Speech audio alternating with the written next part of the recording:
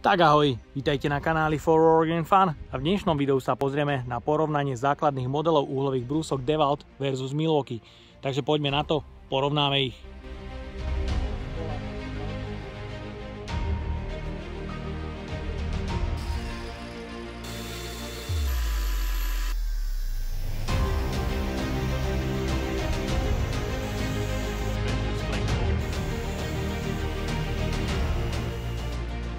V dnešnom porovnaní si poriadne naložia do držky dva základné modely uhlových brúsok v cene do 300 eur. U Milwaukee M18 CAG 125 a DeWalt DCG 405N. Budete môcť sledovať rôzne porovnanie výkonu spracovania a detailov stroja, ktoré bude znázornené hore v grafike. A ak by ste mali záujem pozrieť sa aj na ďalšie porovnania, naradia DeWalt versus Milwaukee, nájdeš ich hore v karte. Cena nulových verzií obidvoch modelov sa regionálne môže líšiť. DeWalt je u nás na Slovensku bežne dostupný od 130 eur a cena Milwaukee sa šplhá už takmer 300. Takže tu určite z pohľadu ceny dávam jeden veľký bod DeWaltu.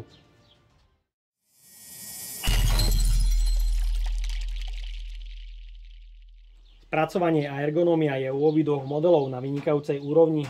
Sú tu ale malé rozdiely, kde napríklad u DeWaltu je vidieť nepresnosť spojov na plastoch a taktiež blomby nálepkami či už z hora alebo z dola proti náhodnému rozoberaniu. Spoje u Milwaukee sú dokonale spojené, takže je tu určite väčšia pravdepodobnosť na presnosť a tuos konštrukcie. Rovnako ergonomicky je lepšie spracovaná Milwaukee, pretože lepšie sedí v ruke. Je tu spínač umiestnený z hornej strany, čo flexu predurčuje aj na brúsenie. Zároveň DeWalt flexa má spínač z boku a práve toto umiestnenie spínača flexu predurčuje práve ergonomicky pre rezanie.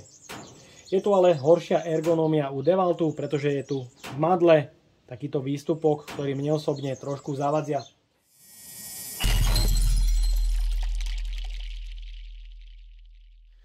Uhlový prevod obidvoch modelov je z hliníka, je tu vidieť ale robustnú prevodovku práve u Milwaukee, kde môžete vidieť DeWalt prevodovka je takmer o polovicu menšieho objemu a rovnako Milwaukee má závit pre madlo M10 a DeWalt M8. Rovnako sú tu tlačítka pre zablokovanie kotúča pri výmene, ale DeWalt má šikovnú vychytávku v podobe možností mazania bez demontáže prevodovky.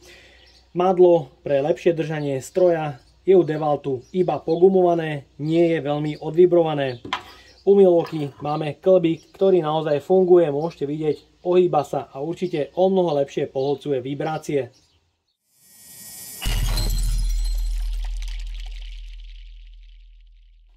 Ochranný kryt obidvoch modelov je pre kotúče 125 mm, u DeWaltu sa polohuje bez nástrojových systémom v 7 polohách.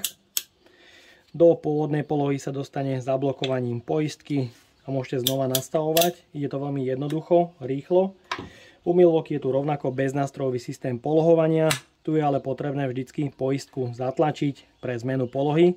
Je tu 5 polôh pre zmenu polohy kotúča. Tento systém má menej polôh, ale je to celé spracované o mnoho pevnejšie. Ale na druhej strane u DeWaltu je to rýchlejšie.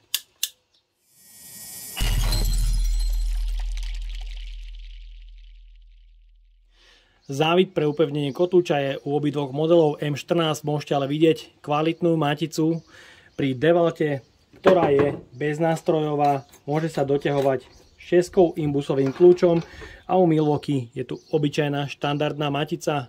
DeWalt túto maticu dáva do základného balenia a u Milwaukee si priplatíte zhruba 20 eur. Takže určite dávam bod DeWaltu za práve túto šikovnú vychytávku v podobe M14-kovej matice. A rovnako, ak ostane osadenie kotúča, pri Milwaukee vám jednoducho vypadne a u DeWaltu osadenie kotúča a vypadnutie náhodným používaním absolútne nehrozí, pretože DeWalt tu má pre osadenie obyčajný okrúžok, ktorý zaisťuje práve toto proti vypadnutiu.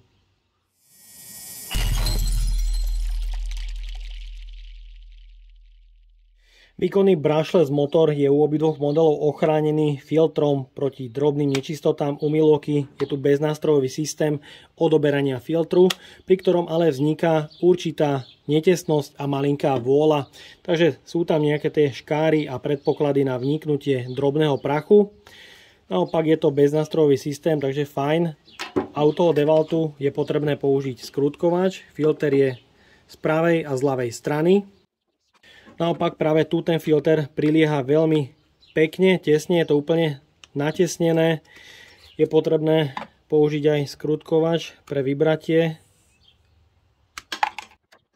Hustota filtra je u Milwaukee o niečo hustejšia, takže má väčší predpoklad na to, aby ochránila výkonný brushless motor.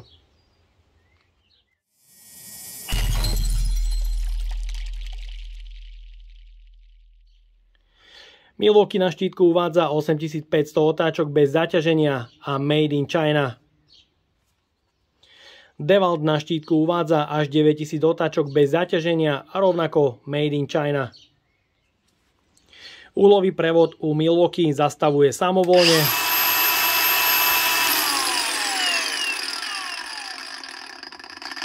Milwaukee teda nemá žiadnu brzdu.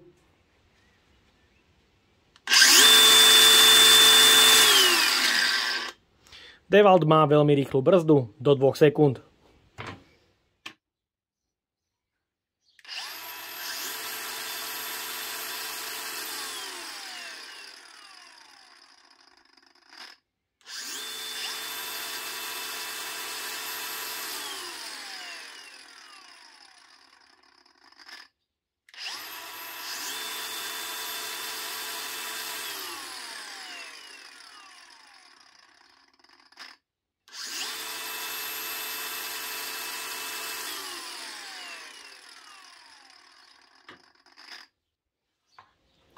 U obidvoch modelov je rovnako funkcia kickback proti zaseknutiu kotúča v materiále.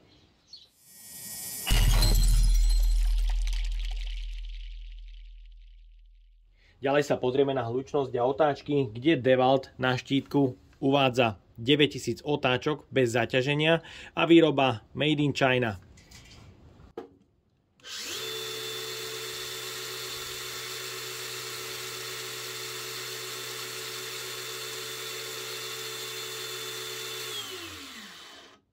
Mnou namerané maximálne otáčky iba 7400, čo je tak.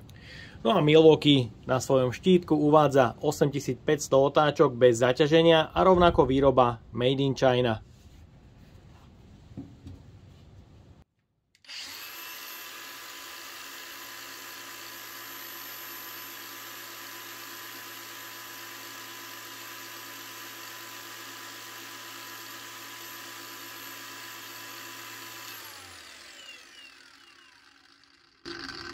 Ako maximálne otáčky namerané u Milwaukee zhruba 6850, čo je dosť menej ako výrobca uvádza.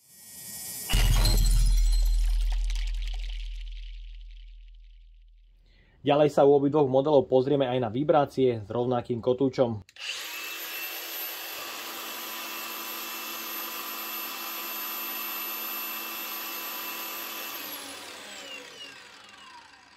Kde u Milwaukee nie je pociťovať takmer absolútne žiadne vibrácie.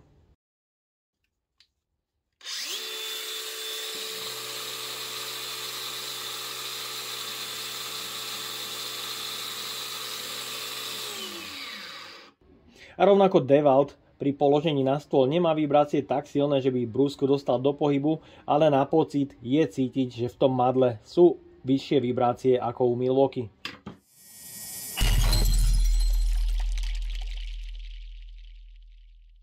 Je tu niekoľko možností uloženia, štandardne u Milwaukee alebo na uhlový prevod týmto spôsobom. U DeWaltu sa to dá samozrejme štandardne rovnako, opačne na uhlový prevod, kde stabilita strojov je výborná, ale DeWalt je možné uložiť aj týmto spôsobom na batériu, čo u Milwaukee samozrejme nejde, pretože batéria je naklonená šikmo.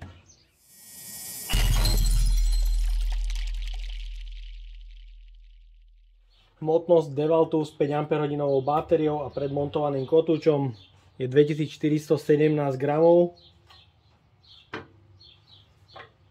a hmotnosť u Milwaukee rovnako s 5 Ah batériou a kotúčom je 2794 gramov. Takže samozrejme je tu dosť veľký rozdiel v hmotnosti, ale na druhej strane musím povedať, že brúska od Milwaukee má omnoho väčší a robustnejší uhlový prevod.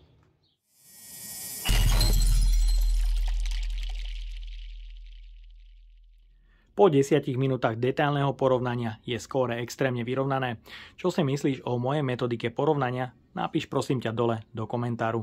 No ale teraz vchádzame do finálneho rozstrelu, kde budeme porovnávať silu, rýchlosť a aj efektivitu na jedno nabitie štandardnej 5 Ah batérie.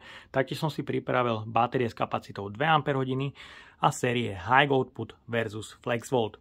Budeme rezať oceľ od hrúbky 2 mm až po 20 mm. Taktiež budeme brúsiť všetko s kotúčmi 3M Cubitron 2, ktoré nájdeš u Solika. Takže poďme na to.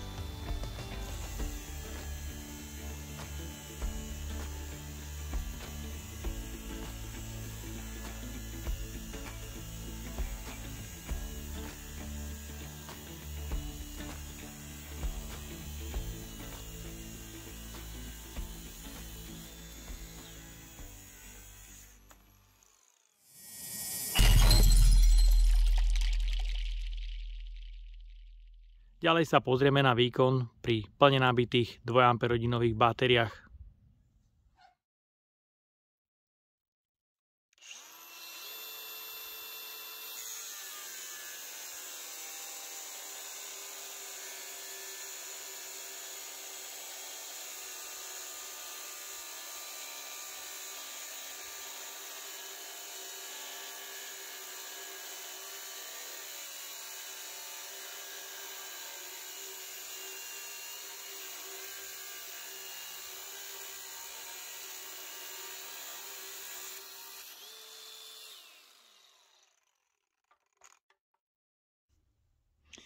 U obidvoch modelov po jednom reze chýba jeden článok z batérie.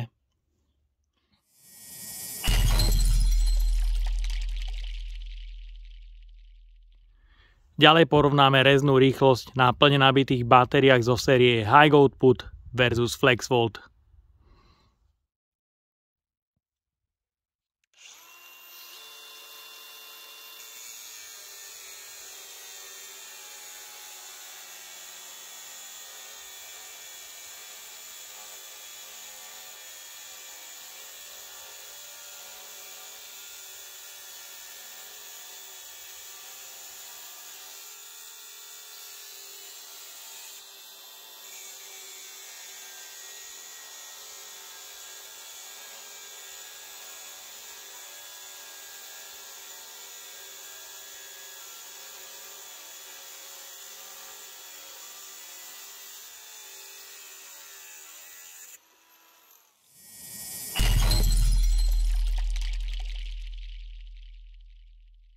Ďalej pokračujem 30-sekundovým brúsením lamelovým kotúčom 3M Cubitron 2 na Roxore o priemere 12 mm rovnakej dĺžky.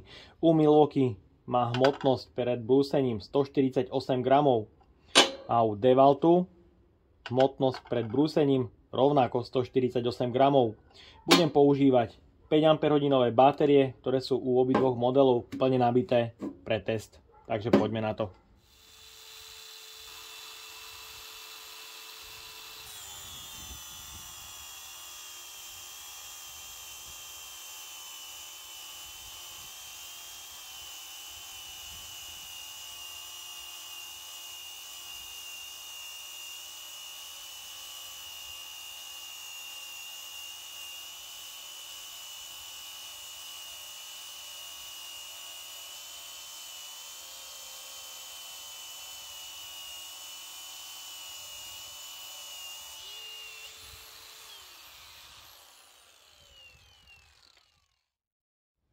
Poďme sa teda pozrieť na výsledky, kde je evidentne už z dĺžky vidieť, že Milwaukee obrúsil zhruba o 5 mm menej. Počiatočná hmotnosť 148 gramov, aktuálne 131, odbrúsila teda 17 gramov. Brúska DeWalt, počiatočná hmotnosť 148 gramov, aktuálna 126.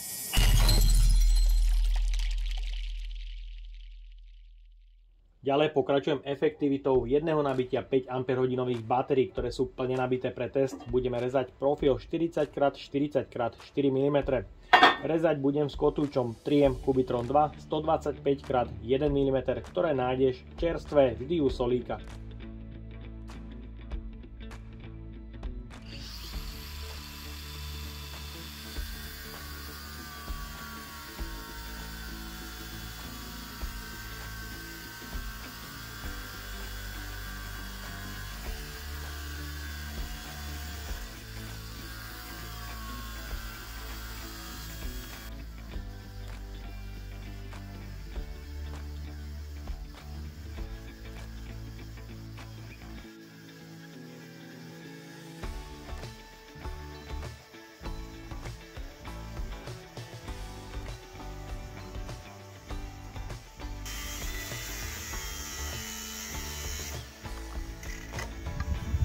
Tak a máme tu prvé zastavenie. Svieti tu posledná ledka stavu nabitia batérie. Vyskúšame ešte čo si odrezať.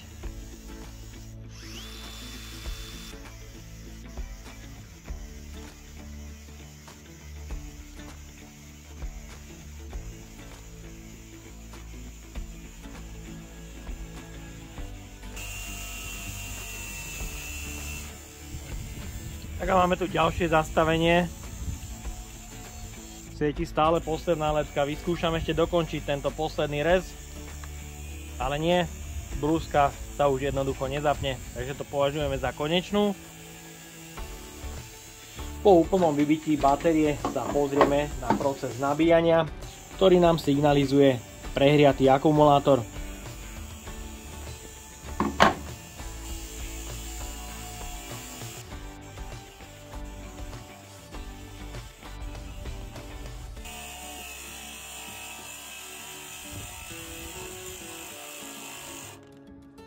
Tak a máme tu prvé zastavenie u Milwaukee. Vidieť, že batéria je už úplne prázdna, pretože bliká. Vyskúšam ale ešte tento rez dokončiť. Ale nepôjde to, takže je to konečná. Medzičasom DeWalt batéria už vychladla, takže sa nabíja. No a teraz vyskúšame prázdnu Milwaukee batériu vložiť do nabíjačky. Nabíjanie sa začalo, takže batéria nie je prehriata.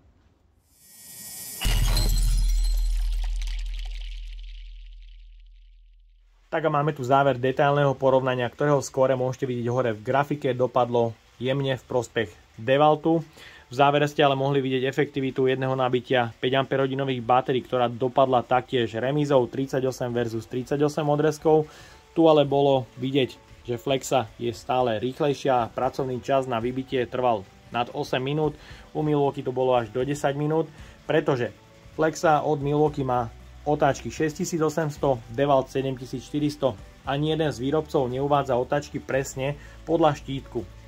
Tu ale ťažko povedať, ako výrobca meria tento parameter, či je to na osi motora alebo až za úhlovým prevodom. Ja si osobne myslím, že by to malo byť merané za úhlovým prevodom, pretože práve otáčky sa podpisujú priamo na rýchlosť rezania, čo je dosť dôležité pri výbere úhlovej brúsky a mnohí sa po tomto parametri pozerajú ako po hlavnom a chcú väčšinou úhlovú brúsku s vyššími otáčkami, pretože tento parameter sa znova podpisuje pod spotrebu spotrebného materiálu.